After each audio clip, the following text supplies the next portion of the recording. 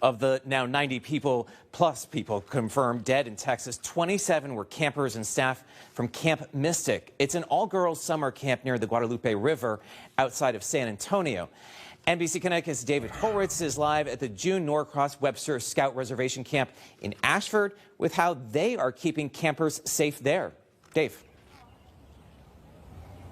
Yeah, Matt, everybody on high alert. Now, people here say they do feel safe, but if you remember not too long ago, back in 2021, Goss Pond behind me over there, overflowing and flooding. We're told it got as high as that grassy knoll behind me, but the staff and the parents that we spoke with here tell us they feel safe and secure for a variety of reasons.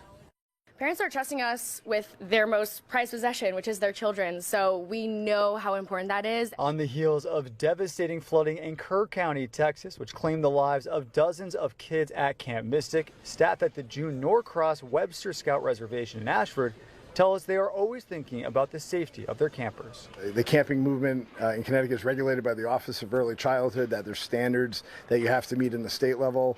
In addition, the American Camp Association and Scouting America has accreditation that goes above and beyond with best practices. Patrick Boyd, who is the camp director and a state representative, says the weather is always a concern, and that is why it is constantly being monitored and there is constant communication with parents. He says their emergency protocol was put to the test during some unprecedented flooding in the summer of 2020 to 2021. We saw the waters rise, kind of the emergency spillway system worked, but it caused some damage that forced us to delay camp for a few days. During that flooding of Goss Pond in the summer of 2021, we're told the water got so high it filled up everything around here and got as high as the second bench, and luckily no one was hurt in the process. Our volunteer corps is a really big part of the reservation, so kind of seeing everybody rally around the camp and kind of get it ready for our campers and to make sure it was in a safe and good spot was kind of the silver lining in that. Parents tell us they are confident their kids are safe at J&W in Ashford.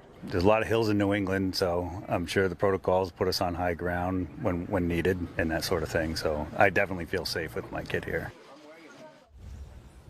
And Representative Boyd telling us that legislation that actually he proposed went into effect last year. Now that legislation established a group of local leaders coming together to make sure that any problems that arise at camps in Connecticut is taken care of. And he says it's constantly improving and something that they're constantly working on. We'll have more on that in a bit, but now in Ashford, David Horwitz, NBC Connecticut News. Matt, back over to you.